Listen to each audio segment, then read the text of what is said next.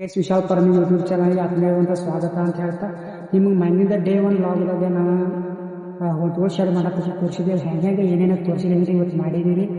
ಒಂದು ಕಷ್ಟಪಟ್ಟ ಒಂದು ಶಬ್ದ ಮಾಡಿದ್ದೀರಿ. ನೋಡ್ರಿ ಹೆಂಗಾಗೈತೆ ನೋಡ್ರಿ.